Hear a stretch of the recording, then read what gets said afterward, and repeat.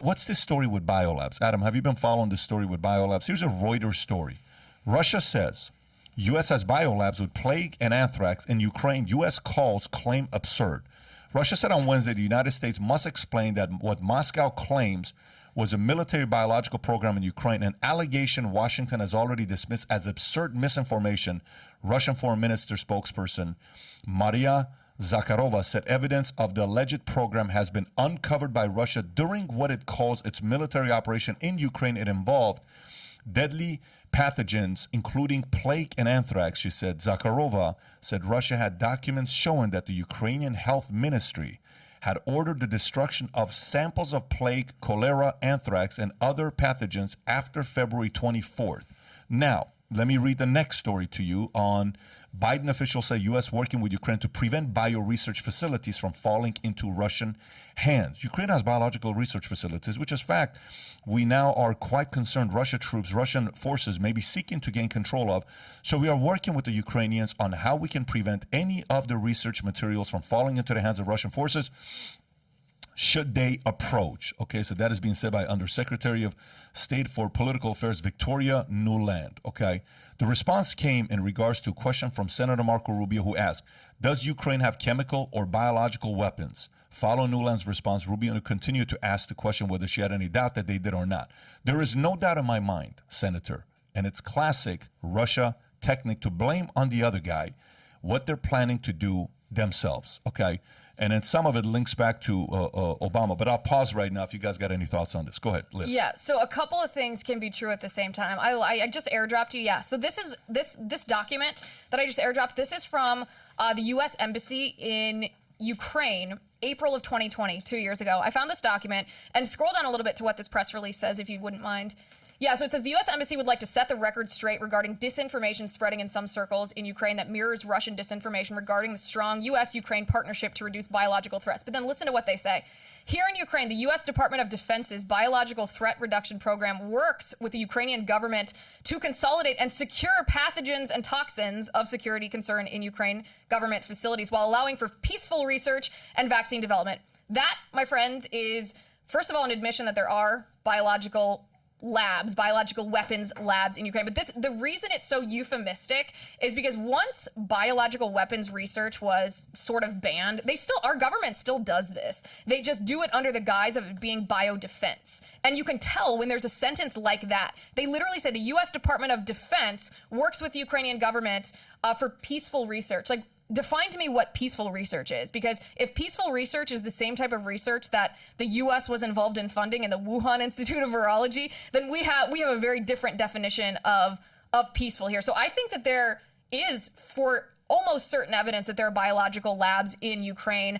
That being said, that can be true, and it can also be true that if there is a biological weapons attack that happens in Ukraine, it is almost certainly from Russia. Those two things can be true at the same time. That's a very good point. I'll read this next story about President Obama. Deleted web pages show Obama led an effort to build a Ukraine-based biolab handling especially dangerous pathogens. This is a National Pulse story 2 days ago. Deleted web article recovered by National Pulse revealed the former President Barack Obama spearheaded an agreement leading to construction of biolabs handling especially dangerous pathogens in Ukraine, originally posted June 18 of 2010. The article, Biolab Opens in Ukraine, details how Obama, while serving as an Illinois senator, helped negotiate a deal to build a level 3 biosafety lab in Ukrainian city of Odessa. The article, which also highlighted the work of former Senator Dick Lugar, was additionally included in issue number 818 of the United States Air Force Counter Proliferation Center Outreach Journal. So so now I got a very different question for you guys. Very different question for the two of you.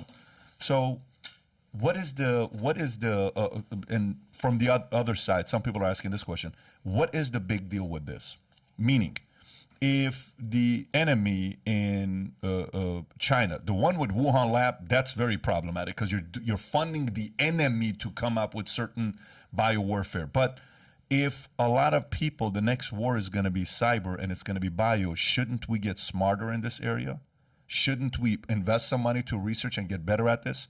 I guess what I'm asking is, why are people being, oh, no, we didn't. Oh, no, we didn't. Why are people so worried? Is there a guideline that you cannot do that? Is there maybe I'm missing something. Is there a criteria that you cannot do?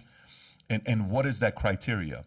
Yeah, this is what happens when liberals in charge of our country make decisions about what research is allowed or not based on what the international community thinks versus what's in our best interest. There's certainly an argument that could be made that says, well, it's in our best interest to have bioweapons, right? Like, I think that's a perfectly valid argument. I probably would agree with that. But because it's against the law right now, because, you know, the gain of function research is against the law, this juicing up of viruses or toxins to make them more transmissible and more lethal, to weaponize them, because this is against the law, it's really shocking when people hear that the government is violating the law for their own interest. I mean, that was the problem with Fauci, right? This is actually why I think Fauci has disappeared from the airwaves, because what's happening in Ukraine is just another example of Fauci pretending that he's not engaging in bioweapons research. He's just doing it under the guise of biodefense. Because remember, the NIH and the NIAID, which is the sub-agency that Fauci's in charge of at the NIH, they control, I'm not joking, literally billions of dollars as it pertains to biodefense spending. So any biodefense funding in our country, Fauci's finger is in this. And this is, I mean, it's a scandal. Great point. And by the way, I don't like that we're doing it in Ukraine. I don't like it that we're doing it in China. I don't like it that that's being done. And this that you just post up right here, Tyler, the Biological Weapon Convention, BWC, is a legally binding treaty that outlaws biological arms after being discussed and negotiated in the United Nations Disarmament Forum starting in 1969. The BWC opened for signature on April 10, 1972, and entered into force on March 26, 1970. That's 183 state parties, including Palestine, and 4 signatories: Egypt, Haiti, Somalia, Syria, Tanzania. 10 states that have neither signed nor ratified the BWC. Chad, none of those are big states. South Sudan. Okay, in terms of BWC. Okay, so this says you can't do it. But now, how much has it changed since then? Who's holding up to this? Who's committing to this? And quite frankly, do you know when people say, does Iran have a nuclear weapon? You know, that whole conversation about this, Iran have a nuclear weapon. I asked the question, how can you really audit whether they do or not? Like, let's just ask that question. How can you do it? Iran's not a small country. How do you go figure out whether they have it or not? You don't think they have some creative places to be able to have a nuclear weapon? You don't think they're currently working on it? You think they do it in a structure with glass windows for people from the outside? Like, you know how you go to New York and you look at CNN studio or Fox and it's glass, you can see somebody doing the show? You think they work on weapons like that with glass windows for audiences to say, oh, awesome, look at this, we have a nuclear bomb being built. You guys are so awesome. Can I take a picture of my kids? Here's a selfie. So if they're doing it, do we not think America is doing it? Quite frankly, I don't know if I would be comfortable with this, and here's why. Let me tell you why I wouldn't be comfortable with this, and it kind of goes to the Second Amendment with me. You're pro-Second Amendment? Yeah. Okay, I am too, right? This essentially is a form of a Second Amendment argument. Here's why. Sammy the Bull Gravano said something very interesting to me. Sammy the Bull Gravano, he's a former gangster. He's, you know, being accused of, no, he actually went for 19 murders, right, that are linked to him. He said the following to me about Second Amendment. He says, listen, me as a gangster, go ahead and ban all guns. Go ahead and ban all weapons. Guess what? I'm going to get guns. I'm going to find a way to have a gun. Go ahead and do your background checks and all the stuff you want to do. I promise you, I'm going to have a gun, right? Okay. Can we agree that there's a lot of countries worldwide that can't stand America?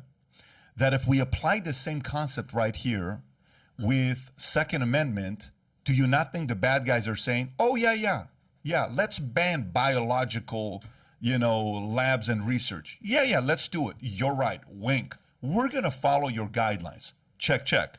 And then they're going to go and say, what the hell are these naive people doing?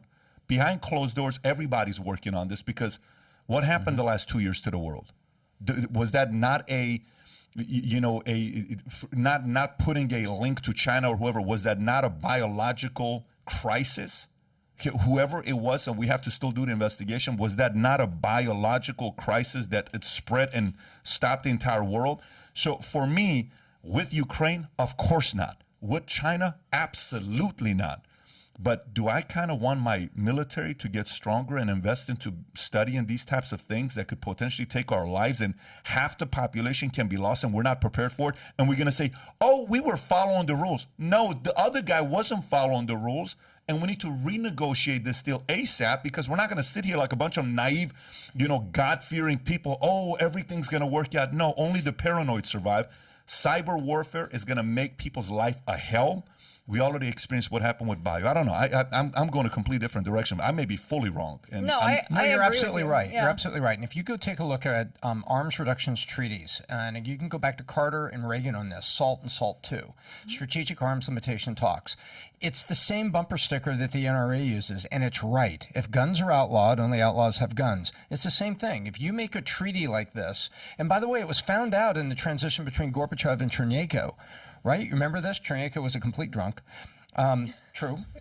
And they weren't concerned about his finger on their form of the nuclear football that the president carries around. They were concerned about deterioration of the Russian nuclear missiles that were happening in silos because they were poorly built. And that's where it was. And so basically what you have is the bad guys will continue to work against the good guys. Pat, you're absolutely right. And it's not about Second Amendment. It's that no treaty made with Russia on SALT or SALT II was not violated by the Russians. It is a historical fact. They opened up silos. They looked at them when the whole USSR fell, became Russia. They were able to look at this and you're like, that thing's deteriorating in there. That thing can go off right here. You can destroy 1/3 of this little surrounding area this way. And then Chernobyl reactor was one example of it. We have to be doing research, but unfortunately, the good guys end up having to do it by proxy. You have to go and have labs because the good guys that do have glass buildings Well, that's also the problem, though. turn to the proxy. Right, and the proxies are dangerous people, like the Chinese communists or the Ukrainians. I mean, say what you will about the resistance, the courage of the Ukrainian people right now. That's fine, but Ukraine is a corrupt nation. They're not a functional democracy. They are not someone that we should be sharing, in my opinion, bioweapons information with. There's also, I know I keep coming back to the corruption, but there's a corruption that can't be ignored too, when the same person who is giving money to, when, not to be vague here, when Fauci gives money to EcoHealth Alliance and they give money to the Wuhan Institute of Virology to do this exact gain of function research, when that same agency that Fauci helms profits from a vaccine that supposedly addresses this virus, like that's a level of corruption and vulnerability for profit off of, mass death that I don't think the American people want to ignore. No, and by the way, what I'm for is let's investigate. I'm for innocent until proven guilty. Jussie Smollett, everybody was saying who he was. I don't know if you see what's going on with him right now. He's trying to get back onto TV and acting and all this other stuff, but everybody jumped to conclusions saying, oh my gosh, it's, Trump's campaign.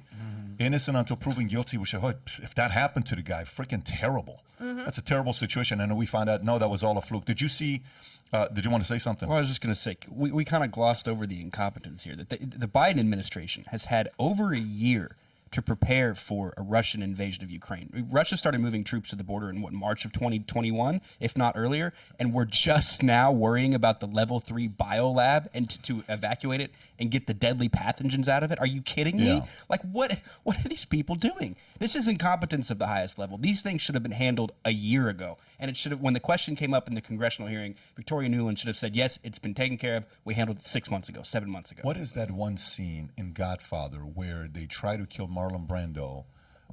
Do you know that one scene where they had to come and retaliate because you can't show weakness? Do you know what I'm talking about? Yep. The scene, right? Okay. So everybody's watching to see how you handle somebody going after your number one guy. And they went after Biden. Taliban did. And they got what they want. And everybody said, well, Marlon Brando and his camp didn't do anything. Well, when they went after Trump and they came after U.S., Qasem Soleimani, the number 2 guy, was gone. So Iran's like, let's shoot an empty place and act like we retaliated. They didn't do nothing. Why? Okay, so in sports, one of the things that Kobe, when we had him on, Kobe said, I said, Kobe, if Shaq had your work ethic, who would he have been? He says what? He would have been the greatest basketball player of all time. The greatest of all time. I said, why? He says, because he was vicious. He was physical. Most big guys are not intimidating, but he didn't care. He would push you. He would hit you. He would do all this stuff, right? Okay. So Shaq, Trump, they had a reputation of what? You do this, I'm retaliating. You're going to hear from me, right? So imagine all of a sudden you try to teach a center like Roy Hibbert, hey, I want you to be a tough guy. Guys like, dude, I've never been a tough guy. I'm just tall. What do you want me to do? I'm 7'2". Don't blame me for being 7'2". I'm just not a tough guy. Okay, I'm going to beat you. Dude, Roy, relax, bro. Chill out. You're a nice guy. You're not a bad guy, right? Biden doesn't know how to do that. So these guys are exploiting that opportunity of not seeing tough. It's very simple.